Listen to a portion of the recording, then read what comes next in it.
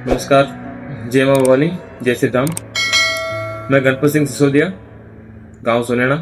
मैं आज अपने गांव की एक पुराना इतिहास है जो आपको एक बताना चाहता हूं कि अभी हम बात करते हैं कि हमारे दाता श्री हुक्म हतना सिंह जी वो कैसे खरवा से यहाँ तक आए और कैसे पूरी वारदात मैं आपको बताता हूँ, पूरा इतिहास आपको बताता हूँ। एक समय की बात है कि लगभग 1153 ईस्वी मेवाड़ से आए दो भाई हतना सिंह जी और मतना सिंह जी खरवा में चौहान समाज के वहां निवास करते थे।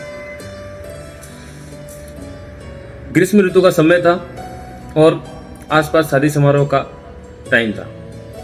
उसी समय हतना सिंह जी जो हमारे दाता श्री पूर्वज हतना सिंह जी, उनके यहाँ भी शादी समारोह का समय था।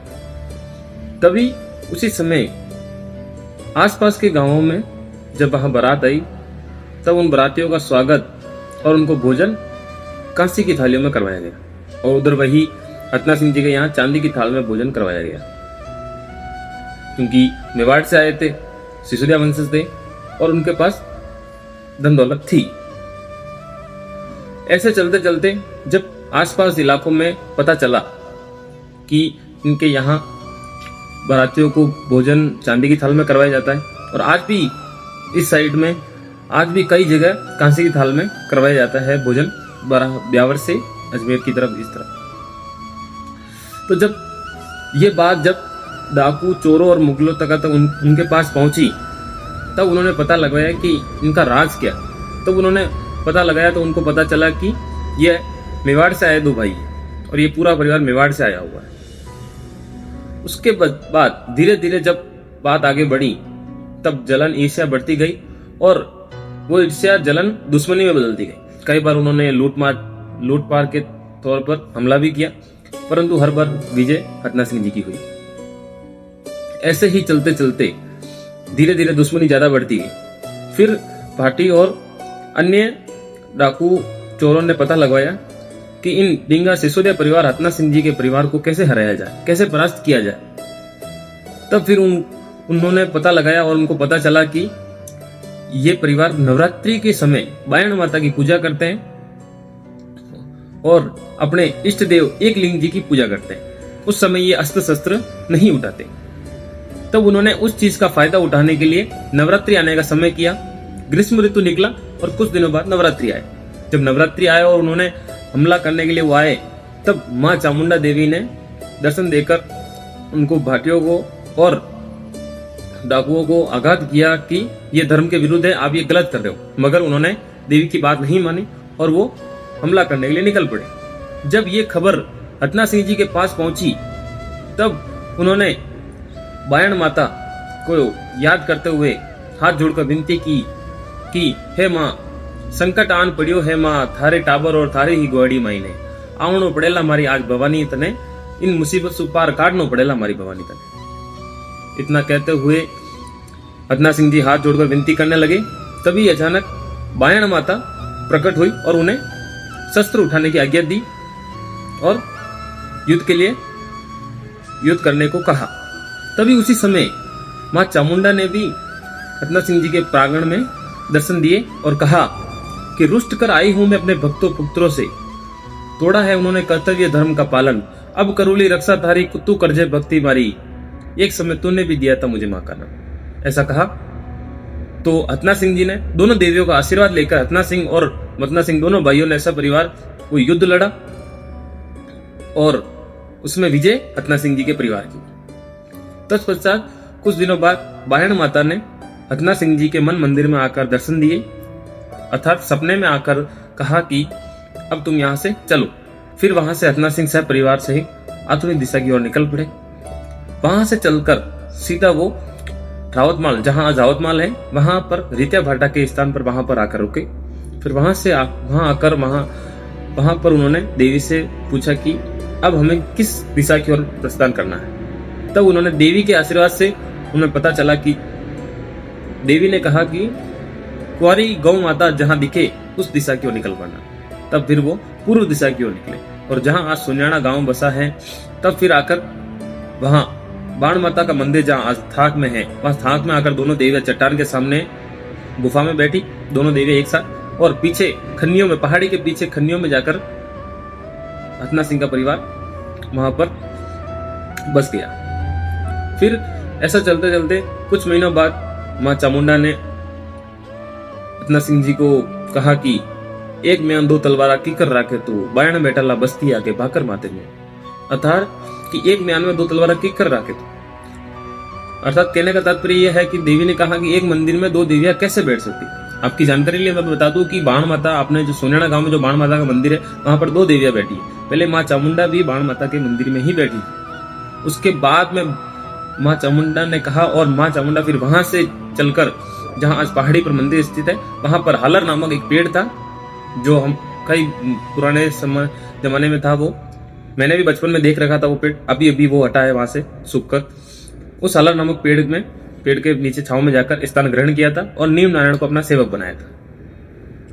उसके बाद हनुमान जी को आदेश दिया, हनुमान जी महाराज को आदेश दिया कि तालाब की पाल, जहां आज तालाब की सुनैना गांव की तालाब की पाल है, वहां पर दोनों पहाड़ी के बीच स्थान ग्रहण करने को हनुमान जी को कहा कि आप यहां पर बैठकर सुरक्षा करना। तब फिर हनुमान जी ने अपना स्थान यहां ग्रहण कर लिया। उसके बाद कई बार लड़ाई झगड़े भी हुए, बाहर से चोरों डाकुओं मुगलों का धाड़ा भी पड़ा, लूटपाट करने के लिए आते भी थे। तो हनुमान जी महाराज पहले ही, दोनों पहाड़ी के बीच जो हनुमान जी बैठे थे महाराज, वो पहले ही देवी मां चामुंडा और बायण माता को आघात कर देते थे, इशारा कर देते थे कि भाई हमला होने वाला है, और पूरा हथना सिंह का परिवार सचेत हो जाता था। हर बार वो आते हमला करने और नाकाम होकर जाते। फिर उन्होंने पता लगवाया कि इनको परास्त करने का तरीका, कौन सी ऐसी शक्ति है जो इनका साथ दे रही है। तब अब मैं उस गांव का नाम नहीं लूंगा, उस गांव के जरिए, उस समाज के जरिए उन्होंने पता लगा कि हनुमान जी महाराज जो इनको पहले ही आघात करते थे। तब उनको उस चीज का तोड़ निकालने के लिए उन्होंने मुगलों और ने एक दूसरे गांवों का और समाज का साथ लेकर अपने उस हनुमान जी महाराज को गौ माता के खून से उसको जला दिया और अपवित्र कर दिया। उसके बाद में अचानक उन्होंने हमला किया।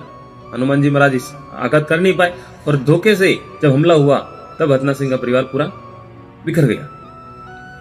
कहा जाता है कि वो धोखा करने के लिए आए थे, तब लगभग बारात के नाम पर आए थे, वो बारात लेके आए थे, उस समय धोखा किया था। आगे भी बारात आई हुई थी, शादी का ही समय था, बारात आई हुई थी गांव में, जहां आज माता जी के मंदिर के पीछे जो खेत है उनको खेड़ा कहा जाता है। वो खेड़ा इसलिए कहा जाता है कि वहां पे कहते हैं कि 5 बारातें एक साथ कटी थी, इतना भयंकर युद्ध हुआ था। कहा जाता है कि आज भी वहां पर जिन्होंने घर बनाए हैं, वहां पे नीमों में आज भी कई चीजें ऐसी निकली है। और मैं खुद भी आपको बताऊंगा, एक बार जाके वहां पे वीडियो बताऊंगा मैं आपको, उस पर भी एक वीडियो बनाऊंगा मैं, वो चीजें निकाल कर आपको दिखाऊंगा। तो उसके बाद जब वहां पे हमला हुआ, 5 बारातें एक साथ कटी थी, लगभग कहते हैं कि 150 से 200 लाशें गिरी थी वहां पर, ऐसा कहा जाता है बड़े बुजुर्गों द्वारा। उसके बाद से ही पूरा गांव बिखर गया। तत्पश्चात वापिस धीरे धीरे गांव वापिस बसने लगा, और उसके बाद में थोड़ा युद्ध होने के बाद में थोड़ा गांव की कंडीशन थोड़ी खराब हो गई थी, क्यों लूटमार हो गई थी। उसके बाद भी हथना सिंह के परिवार ने, थोड़ा परिवार बढ़ चुका था लेकिन हार नहीं मानी। अपने गांव, अपने अस्तित्व को बचाने के लिए हथना सिंह जी ने बहुत प्रयत्न किए। उसके बाद उन्होंने अपने वंश को थोड़ा और बढ़ाने के लिए और बचाने के लिए उन्होंने अपने छोटे भाई को चित्तौड़ वापस भेजा, मेवाड़। हालांकि ये पूरा मेवाड़ का बेल्ट ही है, लेकिन जो मेवाड़ का जो मेन जिला है वहां पर चित्तौड़ भेज दिया वापस कि तुम वहां जाकर बसो, और इसी गांव के नाम से। तब हथना सिंह जी ने भी वहां जाकर सोनेना नाम से ही गांव बसाया और वहां रहने लगे, ताकि हथना सिंह जी को लगा कि अगर यहाँ कुछ हो गया तो वहां तो अपना अस्तित्व, अपना वंश बचेगा। उसके बाद भी कई सारे हमले हुए। तत्पश्चात धीरे धीरे पूर्वश्री दादा श्री हथना सिंह जी की उम्र भी बढ़ने लगी, और उसके बाद अंतरा दोनों देवियों का साथ लेकर उन्होंने बहुत युद्ध लड़े, कई कठिनाइयों का सामना भी करना पड़ा उनको, लेकिन हर बार वह विजय रहे। और ऐसे करते करते परिवार बढ़ता गया, और हथना सिंह जी की उम्र भी थोड़ी ढलती गई। जब अंतिम घड़ी आई हथना सिंह जी की, हमारे दाता श्री हुक्म हथना सिंह जी की जब अंतिम घड़ी आई, तब जब स्वर्ग सिधारने का समय आया था, उनके कहा जाता है, बड़े बुजुर्गों द्वारा कहा जाता है कि उनके आखिरी शब्द यही थे कि मर जाना, मिट जाना, मगर मेरे नाम को, मेरे अस्तित्व को कभी डूबने मत देना, अपनी एकता को कभी टूटने मत देना, अपने गांव को, अपने वंश को कभी मिटने मत देना, अपनी संस्कृति को कभी मत भूलना। ये आखिरी शब्द थे उनके। मैं हाथ जोड़कर सतत नमन करता हूँ मेरे दादा श्री हुकुम हतना सिंह जी को, जिन्होंने अपने गांव को अपने बचाने के लिए कितना कुछ कहा, कितनी लड़ाइयां लड़ी। उसके बाद उनके पुत्र हुए, ऐसे ऐसे आगे पूरा समाज बढ़ता गया, पूरा गांव का एक निर्माण हुआ और धीरे धीरे और भी हमले होते गए और आखिर में एक बार फिर से किसी धोखे के कारण हमला हुआ और पूरा गांव बिछड़ गया।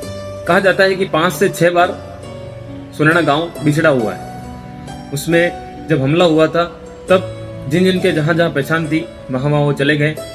आज भी जब नवरात्रि आती है तब बाहर से हमारे समाज, हमारे भाई नवरात्रि पर घर पर पधारते हैं, मंदिर पर पधारते हैं और उनसे मिलने का अवसर हमें नवरात्रि पर ही मिलता है। और भी अन्य कुछ ऐसी बातें हैं जो दोनों देवियों ने मिलकर गांव में अद्भुत चमत्कार दिखाए हैं। उस पर भी एक वीडियो बनाऊंगा मैं, ताकि आप सब लोगों को जानकारी मिले। तब तक के लिए इतना ही। जय श्री राम, जय मां भवानी। अगर आपको मेरी बताई गई छोटी सी बात अच्छी लगी हो तो चैनल को सब्सक्राइब करना, बेल आइकन को दबाना, ताकि अगली नेक्स्ट वीडियो सबसे पहले आप तक पहुंचे। जय मां भवानी।